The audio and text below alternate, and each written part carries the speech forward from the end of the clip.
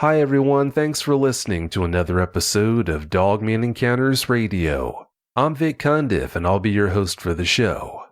If you've had a Dogman encounter of your own and would like to speak with me whether in private or on the show, please go to dogmanencounters.com and submit a report. I'd love to hear from you. Before we get started, I want to wish everyone a Merry Christmas and a Happy New Year. Alright, let's bring on tonight's guest. Tonight's guest is Aaron. Aaron, welcome to the show. Thank you, Vic. I appreciate it. I'm glad to be here. Well, it's great having you. Aaron, please give us a brief bio on yourself. Well, Vic, I've been around a good bit, born and raised in Louisiana, hunted and fished my whole life from Florida to Texas. Lived in Colorado, climbed all four of those 14,000-foot peaks, and lived in the Caribbean and sailed around a good bit out there. And by the time I was 25, I'd got all my retirement out of my system, and it was time to buckle down and start a little family. And that's pretty much what I've been doing, is nothing but a family man, and here I am. Wow, you've done a lot in your short lifetime. As young as you are, you've lived more life than most people who are in their 50s. That's impressive. It's been 24 years since you had the experience we're going to talk about tonight. How are you dealing with it? It's always just been in the back of my mind because I never told nobody about it at all until maybe 3 weeks ago. I brought it up with my wife, and then I got in touch with you because it took a lot for me just to open up about this period because it's not something you go around telling people. Well, I'm glad you decided to open up about this. That's great. How old were you when you had that encounter? I was 10 because that was the first year that my dad was going to allow me to go hunt by myself on a stand with a shotgun instead of just a pair of binoculars. I had got a bump up that year. That's what he promised me. So that's what happened. And I had already been on some scouts and bow hunting with him that year, but it was opening day rifle season. 10 years old. Yeah, that's way too young to have an encounter. How much time had you spent in the woods before you had that encounter? My whole entire life, all the way up till I was about 23 years old, and then I just haven't been, living in an area really or had the time with my family to actually get back out in the woods. Yeah, sounds to me like you have spent your fair share of time out there in the woods. Because of the experience you had, do you or don't you view the woods now as being a dangerous place? The woods are the woods. You're not the top predator in the woods at all. And I realized that at age 10, that there's things out there that a lot of people don't want to believe in, whatever it is. But I mean, I'm just going to go ahead and say it. If you don't believe in cryptids or all these people's encounters, the people that are ignorant about it, I mean, everybody is entitled to their opinion, but they're completely just misinformed and needed to go out and really do their research. They're saying, where's the body? Where's this? Where's that? These things are extremely intelligent. They're not going to make mistakes and run up on a crowd of people. They're going to catch the straggler, or they're going to be very sneaky and conniving and do whatever. So it's definitely an extremely intelligent animal.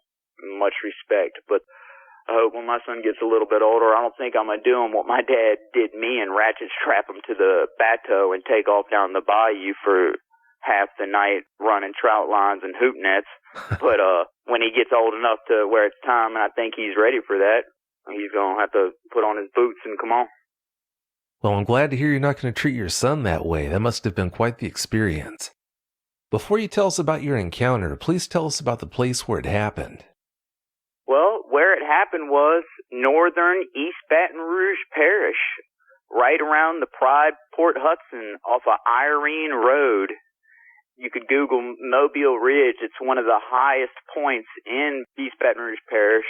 But the encounter happened about a half a mile to a mile from that on Shack Road on the 100 acres plot, which it's 100 acres of live oaks and nothing but hardwoods that have never been cut down at all, ever. And they've left that 100 acres there. And the rest has been select cut throughout the years, but it doesn't hurt the deer population. There was a lot of dues and a lot of work put in for these hunting camps. We had like 50-something, 60-something stands to maintain every year. and get good clover or whatever we would feed them during the winter. And we also, in Louisiana, you can bait, you can use corn. So put some little corn feeders out and stuff like that too. Well, it definitely sounds like a great place for a dogman to live.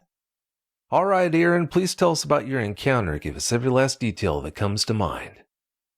Well, Vic, I was with my dad, and we signed in early, probably around 4:30, because he wanted to get out the truck by at least 4:45, or almost 5 o'clock, to where we had at least a good 45 minutes of sitting on the stand in total darkness. So we get out the truck and get our gear and do everything we need to do. And my dad takes off, and it's follow him. And if he stops, you freeze, he'd throw the hand up, just hand signals or whatever, or ask if I heard something or whatever. And that morning, before I got out the truck, I looked out the window and we were parked by the shack. This old creepy, I guess like maybe an old storage or some type of plantation shack or something that people worked or lived out of. I'm not too sure. It was very foggy on the road down into the woods right through there, and the fog was pushing through. It was really chilly. I had my 12 gauge Ithaca with 3 triple-aught buck, and we start walking down the trail. But yeah, as soon as I got out the vehicle, I knew and felt just this complete feeling of being watched, and that was the first time I had ever felt that way ever in my life out in the woods. And I didn't understand it, and I noticed my dad was acting that way, and that's the only reason why I probably got and started feeling that way, because he kept stopping me and thinking that something was trailing us from our, I guess that would be southwest area, coming from us like to the left of the road, but back behind us. But every time we stopped, whatever it was, either stopped right before or stopped exactly at the same time as us, because, me and him were pretty fluent. It was left, right, freeze, stop, whatever. I was on point. Because, he'd get on me if I snapped a twig walking to the deer stand or splash a puddle or something. He didn't want none of that. That's why he left so early, so the deer wouldn't know that we were in there. And if they were in there, our scent would be gone by the time they started moving in the morning. He was definitely an extremely good hunter. Probably one of the best people to learn how to track and hunt the big bucks and get them all out of there. And he definitely did that his whole life. I'm walking with my dad behind him, and my deer stand is on the left, and I got to go down this little ridge, up on top of this ridge, and you follow the little reflectors with your flashlight, and it goes down probably about a quarter mile or so down into this bottom, that has a creek running. If you're sitting in the stand, the creek, it runs from left to the right down into, I guess, somewhere, maybe Thompson's Creek or something like that. But I asked my dad, I was like, hey, will you walk me to my stand, please? Because I was, we both acknowledged that we knew something was following us and had that feeling. And he still looked at me and said, son, you got your shotgun, just blow its head off. You got 3 shells, make them count, son, if something happens. And he's told me that 1,000 times. But I asked him that day, and I had already, walked to my stand a few times before, but that was just with my bow and arrow.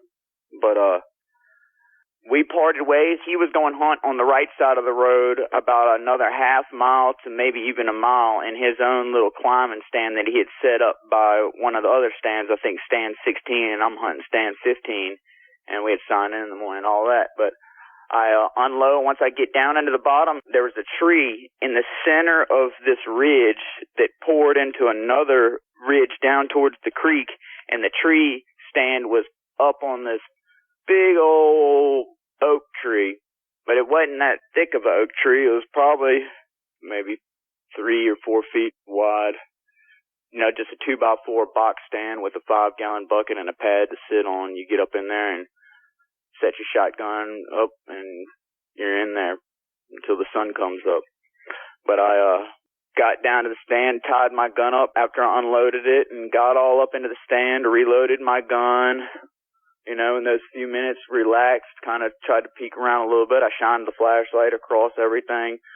Haven't heard nothing, no chipmunks digging, no little birds starting to chirp or anything, but it was still also pretty early. And about 30 minutes went by, and you could see barely the sun cracking over, but it was still pretty dark. You could tell if an image was there, if it was something or whatever, but you couldn't really see too clear at all, you know. Maybe 50%. I'm not even sure, but I'm sitting there, and the fog that day was kind of weird. It was kind of going in the trees, but it was kind of following that road back there with us a little bit because there was a big pasture where we parked out towards the beginning of the road. But I'm sitting there, had been there for a good minute, and I hear something walking from the direction. I see a silhouette of something, and instantly that I glanced over behind my shoulder where I thought something was coming. It sounded like my dad walking or somebody, but he'd be walking a lot quieter. Whatever this was coming through there like they owned the place, like a bull in a china shop. And that's what got me more than anything. And I look over my shoulder, and as soon as I look over my shoulder, I see this huge upright something coming, and as soon as I look over, it instantly made me snap my head, point down, close my eyes, and just freeze. I thought this thing could hear my heart beating, and I got so just primal fear, scared. Never been that scared in my life, and really haven't been that scared ever since, because, I mean, it's just something that stuck with me forever, because I never told anybody about the experience until just maybe 3 weeks ago at the most. I told my wife and I told you about it, but I've kept it inside a long time. But I'm sitting there scared to death. I had popped my safety off and the shotgun sticking through the little split of the black mesh that wrapped the stand, you know, and you couldn't see in or out of that. And I couldn't see out of that little split, just the 12-gauge barrel wouldn't fit all the way. I had to stick it out through that way, but if a deer had come, I could slip it up on top of it and put it on the rifle rack and shoot whatever, you know, stand up and shoot. But I just hunched over, started shaking, like pure adrenaline, pure fear, and pure, don't look, Aaron, you don't want to see this, you don't know what it is. It's like it made me turn my head and look down as respect or just whatever. I could not move. I was frozen in fear. Frozen, thinking 1,000 million things in my head, just completely just scared to death. And it stopped at the bottom of the ridge kind of, and then I could hear it start walking, and it was sniff. You could hear, you know, a dog will be sniffing around to go use the bathroom or something like that. Well, you could tell that this thing was nowhere near the ground sniffing. You could tell it was sniffing way up high into the air, like it's putting its head up or something, like a bear or anything would, and just trying to smell, trying to, I guess, catch my scent, because, I mean, I'm sure whatever it was would follow a little bitty me over my 6'2", 250-pound dad, you know? I wasn't nothing but 100 pounds maybe soaking wet at the time. But as I'm doing that and just sitting in fear, I started to have to take a breath, and I slowly started breathing, and it took 2 more steps. And I could not see it at all, still head down, still, I couldn't see through that mesh at all. It was just black. It stopped, and I opened my eyes just thinking that whatever it was, I know that it's underneath the stand where I can't see it to my left at all, but it took a couple of steps, and I leaned forward with my shotgun and kind of just aimed it straight down the ladder as I sat up on the bucket.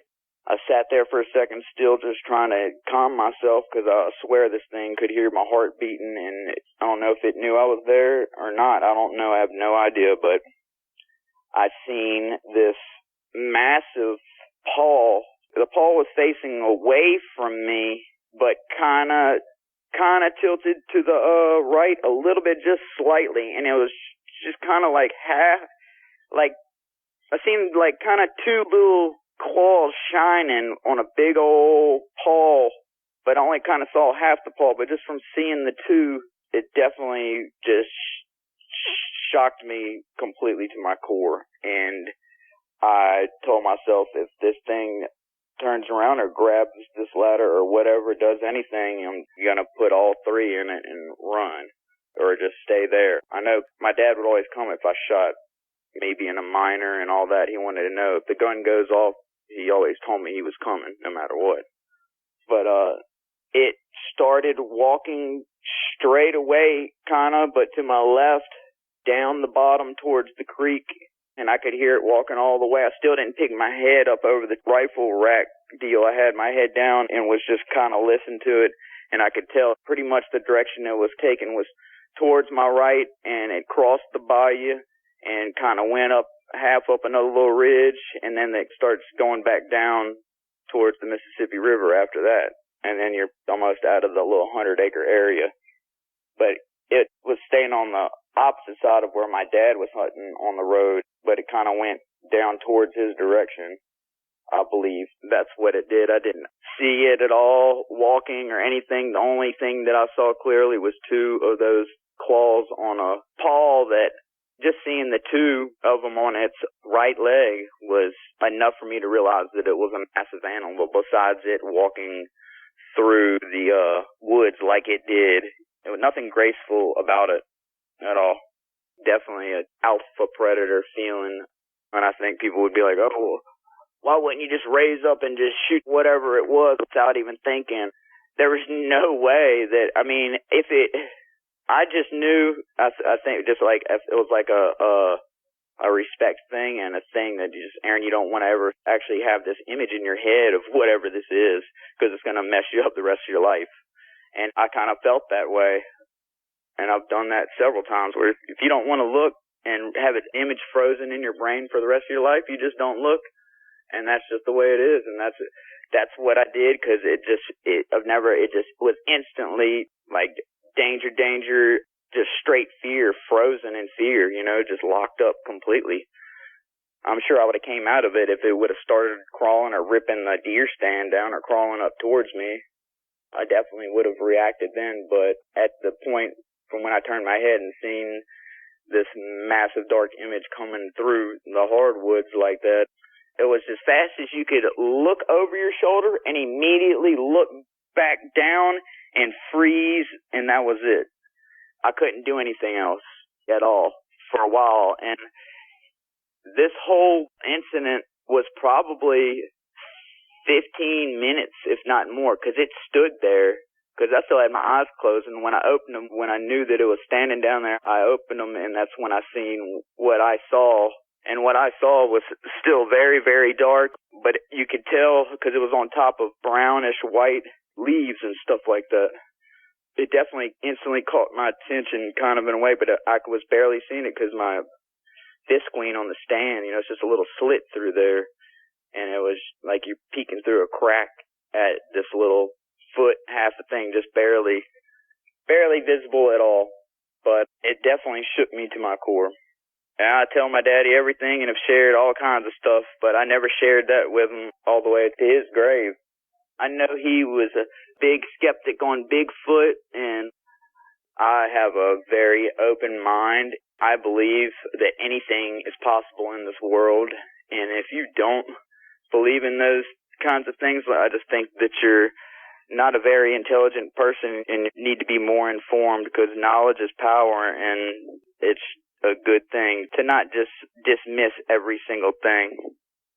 A sobering fact is, whether you believe in Dogman or not, they believe in you, so keep that in mind. From what you saw of it coming through the woods that day, how big do you think it was? Well, Vic, considering once daylight had come up and a few hours had passed, I looked over my shoulder from where I knew that I pretty much was, and I believe it was at least 7 feet tall. And the weight, that's kind of a hard one. At least 300 to maybe 550 pounds, I'm not sure. Because when I looked over for that tenth of a second, I knew instantly that whatever it was not my father at all, and much bigger. I knew that my dad wouldn't ever walk in the woods like that, because he always to me about breaking branches or stepping on leaves. If it was like dew, on the leaves in the morning, he would love that because they wouldn't crinkle, and he could go slip up in his stand without no noise at all, and nothing would never know that I was there. And maybe it didn't know that I was there, or maybe when it came down the ridge and stood there for a second before it walked down to where I could see half the pole or whatever, that was, a whole 15-minute window of me just being petrified. I mean, it was the longest morning hunt ever, but it was a very long time. This thing definitely knew that I was right there, and maybe he just never saw me up in the stand because he couldn't, and maybe he was just smelling me. But where he stopped is pretty much where I stopped to unload my gun to climb up the stand. That's how he was. He was to the side of the ladder to my left, but about 10 feet forward of the ladder to where I couldn't see. You know, it's like if I was looking to the left of the deer stand corner, it's like he was standing straight down there, and that's pretty much where I unloaded my gun, where my last footprints would be to where I walked up the ladder, you know? Because from the ridge to down by the stand, it was sniffing, and it's sniffing. I felt that in my chest, I guess, besides my heart pounding. You know, people get buck fever when they shoot a deer or something like that, or get excited when they see an animal, and I've never ducked down or anything like that. I've always wanted to know, what's that noise? I want to see, and that's why I turned my head, but something instantly sent a signal to my brain that just said, danger, danger, emergency, emergency, block up, and I was like, not even my choice. It was just like my body went into just like a complete shock. And it felt that way the closer it got to me. And I have really, really sensitive feelings. You know, I can sense feelings from other people and get vibes and stuff like that. I guess, a kind of a special individual when it comes to that. But I was definitely paranoid about it doing anything to me. But at the same time, I was ready for it to move on. But I did not want to make a sound, and I did not make a sound. And the only thing I did was move my eyes the entire time from open to close. I never moved my head or nothing like that. I just was hunched over the bucket with my shotgun in my lap with the barrel kind of sticking out just enough and facing down the ladder or whatever. Well, when you break what happened down to its simplest components, you were a 10-year-old boy who was placed in a very difficult situation. Luckily, you handled that situation great. I don't think you could have done anything better. How would you describe its paws, including size? I would definitely have to say it was definitely as big as my hand, if not bigger. So we're looking at maybe a 7-inch paw long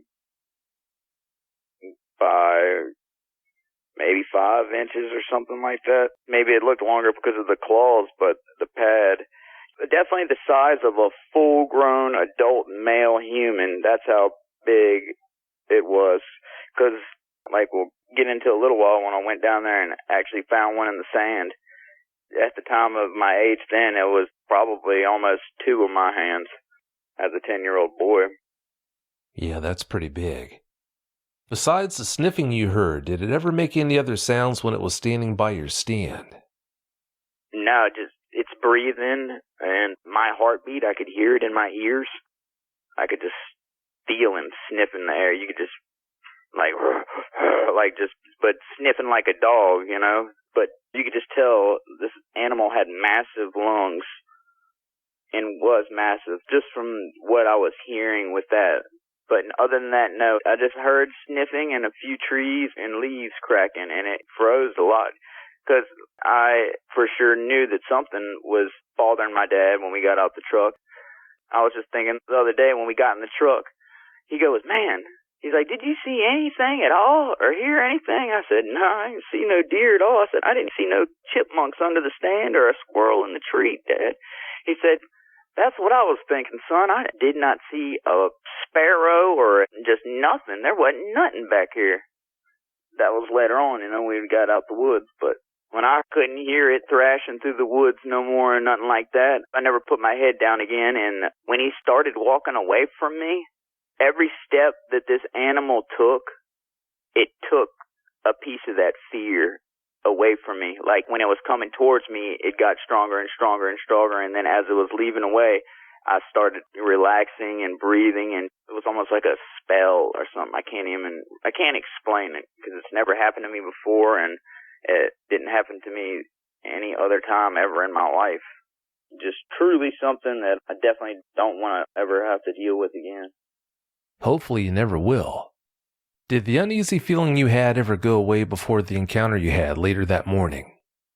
Yeah, because once I got into my stand and got kind of comfortable, I didn't even think about it because getting out the truck, I knew my dad knew something was around following us because he kept stopping me and telling me this, that, and the other, and that rubbed off on me because I look up to him. I'd follow him to his grave, or anywhere, and I realized that he had a bad feeling, but he probably didn't want to let me down because it was my first hunt with a rifle on my own. It was a pretty proud morning for me, if you know what I mean, to be by myself. It's a huge responsibility my dad gave me that morning. That was my big day to me.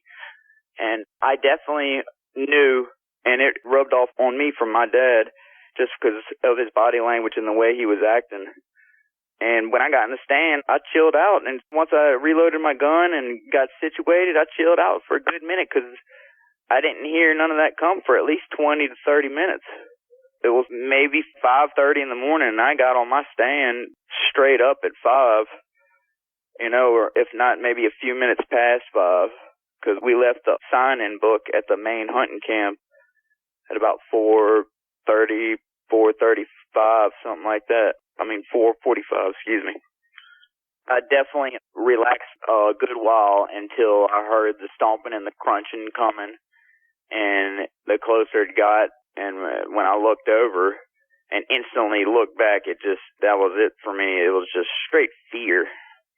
I don't know how any kind of animal could ever do that, because I've ran into big cinnamon black bears before and other predators and things like that, and I never got that feeling at all from them of how I felt that day. And I don't understand that. I think they either have a very powerful presence or, my belief is they're a true species that's been around for thousands and thousands of years. I could be wrong, but to me, I really truly believe that it's a very smart, intelligent, super predator. He's so smart that he's not going to risk getting hurt unless he's completely starving or getting old or something like that. But I think the younger males or hungry females that are pregnant would be the ones to definitely watch out for, and the old sick ones, That's one of the most terrifying things about them. Not only are they equipped with so many formidable implements like the claws and teeth they have, the fact that they're so intelligent, that just makes it even more intimidating. How long did you stay in the stand that day after it went away? I got out of that stand at between 10:45 and 11 o'clock. Wow, that had to be horrible, sitting in that stand all that time, not knowing where it had gone. After you left the stand that day, what happened? After I left the stand that day, I got down and it was about 11 o'clock-ish. And I know my dad usually stays till about 11 and starts walking back sometimes till 12. And I was just going to go sit at the truck and wait for him, or stand in the road and wait for him right there so we can walk back together or whatever, so he knows what's up. But I was waiting in the road for him. But I walked down the bayou, down in the direction of where I heard the footsteps, because after he left out of my vision, I calmed down a little bit, and I didn't know what it was or what happened, but I didn't feel the way I felt from when it was advancing towards me and standing under me and all that. It faded away in about 45 minutes, and I had actually kind of a decent hunt, I searched and searched for any kind of animals with my binoculars and never seen anything, and neither did my dad that day, which was completely strange for both of us, and he did mention that. That was one of our best spots right there. He loved putting his little climbing stand up and getting out there as much as he could. Well, it's a shame that place would never be the same for you ever again after that. Yeah, it never was the same, definitely, after my little brother passed away. But I hunted all that year with my shotgun and never had anything like that happen again.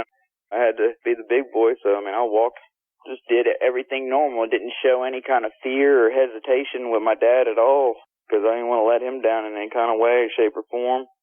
But at the same time, I didn't want to tell him anything either, because he would have laughed at me. But maybe if I'd have walked down there and been brave enough to show him them tracks, which maybe I should have, but I can't change that, But I did not kept it all to myself. I kind of got into the hunt that day, and it slipped my mind until I went down and seen the paw print, and that's when I kind of told myself that this is just completely weird and unexplainable. And I started headed back up the ridge once I got back from the stand, because where I saw these prints they were probably at least 1,700 to 2,000 yards away.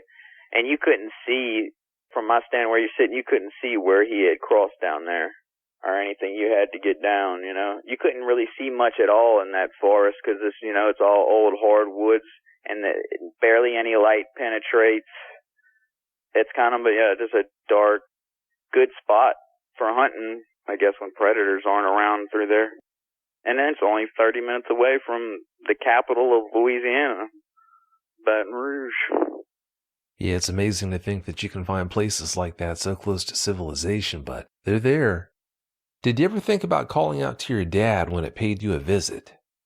No, that never crossed my mind for a split second. The only thing that came across my mind was hearing this massive thing coming from the direction that I came, and at first I wanted to see what it was, but I looked over just a split tiny second, and all I saw was, with a oak tree branch kind of making it camouflage a little bit, I knew that the animal was upright and that it was a black image, and that's it. I couldn't make out anything else besides that it was super dark black and tall enough to where it was up in the branches right there to where I couldn't see anything like that. But it instantly made me go, like the fetal position just scared. I can't explain it unless you had an experience with one of these things. It makes you realize that no matter what, you're not on the top of the food chain and never will be, even if you have a rifle or not. Yeah, not when they're around. But I do believe you can kill them. It's just all about shot placement and what type of caliber weapon you're using and where you put them first few bullets is key, if you can even do that. Because I really truly believe, especially if I was on the ground, imagine if I was sitting there unloading my shotgun with my head down about to climb up the ladder and it just sprinted down the hill right there and snatched me up with my shotgun unloaded or something like that, or even if I had my shotgun loaded with the safety off, there's no way I would have been able to raise that big old Ithaca 12 gauge pump super fast. But at the same time, I think they're intelligent enough to not really mess with people with a weapon. And they know that that's a danger, because I've been around people's dogs or whatever, just regular pets, and they know what the weapon is. And they know instantly. So why wouldn't an intelligent dogman know that, hey, that thing brings death? Well, I'm glad you didn't try to shoot it. Yeah, that would have been the beginning of your problems if you had. After you had that encounter, how long was it before you figured out exactly what you had seen?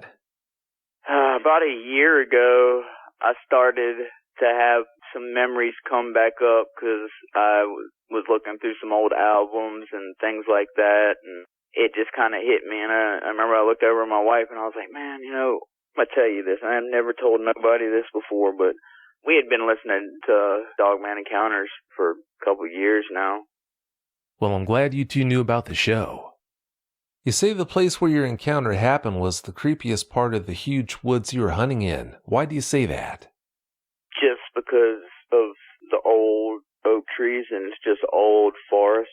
And there's not a lot of that in Louisiana, and it's pretty awesome that the owners of this property demanded that the loggers not touch that box of 100 acres with big live oaks down the center on the right side of the shack road that cuts right through the middle of the 100-acre area. And that road goes all the way down and cuts through all those little hills and ridges and little hollards, just big dirt mounds from the water coming up from the river and eroding it. From the way you describe it, I'll bet it is a pretty spooky place. Your dad was attacked in the area where you had your encounter years before you had it. What did he tell you about his experience? Well, 2 years before my encounter, my dad was walking. It was bow season, so all he had was his bow. He didn't have anything else with him, and he dropped me off at stand number 10, which is this big old huge cornfield.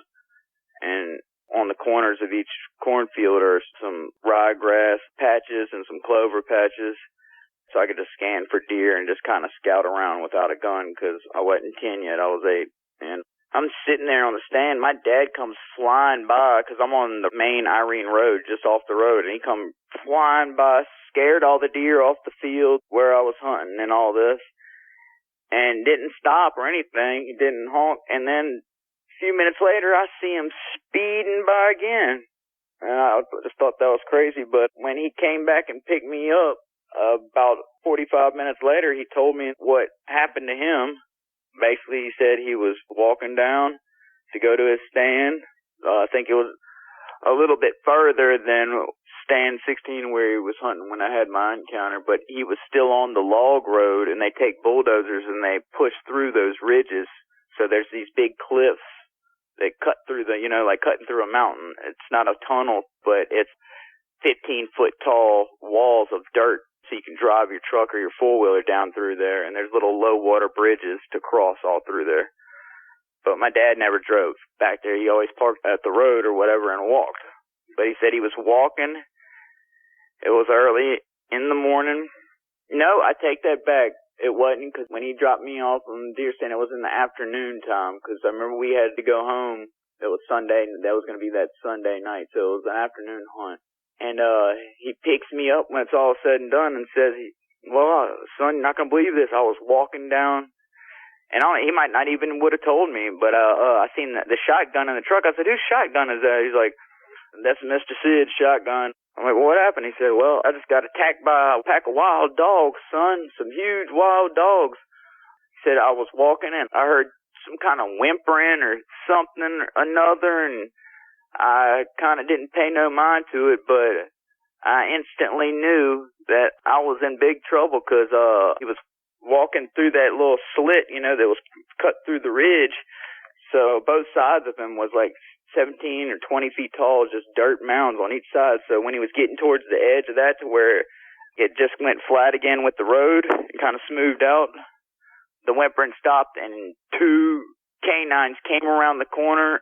And he heard a growl for a second. He didn't even have time to do anything. He had his bow on his shoulder with his arrows, and that was pretty much it. He didn't have no time. They said they both grabbed him on each pants leg, but he had a couple thick pairs of clothes on, and it still ripped his pants, and I think he got a couple of stitches or put some butterfly bands on there or something.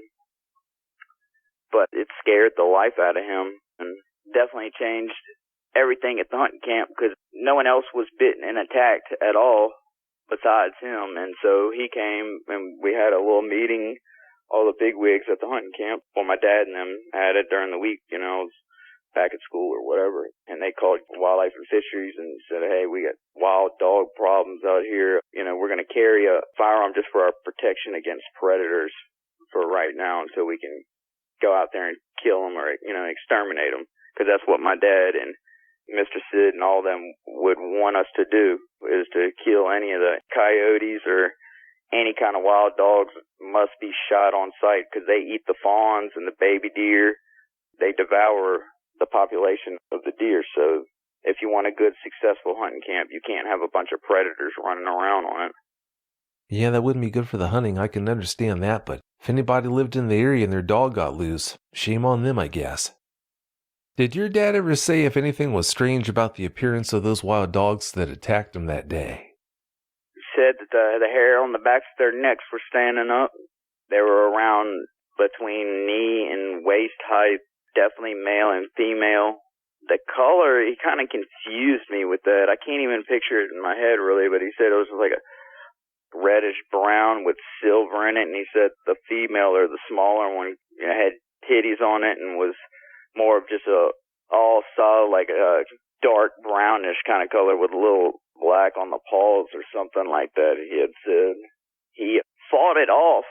He thought he was a goner for sure. He said it scared the crap out of him. He didn't know what to do. He took one of his arrows out of the quiver or whatever and started stabbing on it, and that's what got the male off the leg. And when he stabbed the male with a broadhead arrow tip in his hand, it kind of bent it, and it started yelping. And when he did that, the other one took off towards the puppies or whatever, and that's when he took off in the other direction. And he said when he got to the truck, he opened up his leg and seen it was bleeding bad, so he came and got me, and we went and got the first aid kit and fixed him up and went home. And that's when they told everybody that from now on you're allowed to carry a pistol bow hunting, especially if you have small children with you or your wife or whoever, and just for your own personal safety. Yeah, that sounds like a good move. Yeah, definitely. How far did you live from that woods at the time? My house? Yeah. My house at the time, my parents separated. My stepdad and my mom lived in almost to Denham Springs, so it's probably 45 minutes away. Over 19, we'll just say about 20 miles away. Well, at least you lived a fairly good distance away from that area then. Canadian timber wolves travel 30 miles a day, easily, just with their range, you know. So, I mean, I think that it was headed from somewhere in the same direction as us, or maybe we disturbed it when we pulled up in the truck and parked by the shack. Maybe it ran out of the back of that shack because that's where it was sleeping at night, and when he heard our vehicle coming, you know, because we parked right on the right side of the road, maybe 15 feet from that little shotgun house or whatever, which is just creepy. I never really even wanted to go in that thing. That thing always just gave me a weird little vibe.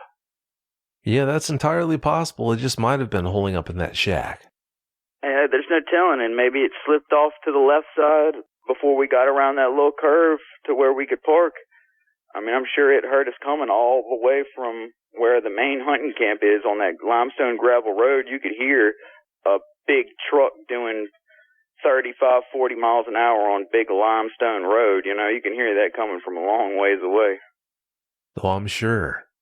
Well, Aaron, it's about time for us to get out of here, but before we do you have any closing comments you'd like to share? Yeah, Vic, that I love the outdoors. I love hunting and doing all that, but definitely take caution out there, and definitely take some type of weapon to at least be ready if it doesn't scare the death out of you to where you can't even raise a firearm to protect yourself or whatever. Just be careful out there and respect Mother Nature and all her little family members and big family members out there in the forest. Well, that sounds like great advice to me. Well, thanks again so much for your time, Aaron. You know, I really appreciate it. No problem, Vic. I appreciate you, and I appreciate all the people on your show that have ever came forward and had the nerve to tell their side of the story. Well, like I said, thanks again so much for your time. Have a great night. You too, Vic. Later on. Thanks. Bye. If you've had a Dogman encounter of your own and would like to speak with me, whether in private or on the show, please go to dogmanencounters.com and submit a report. I'd love to hear from you.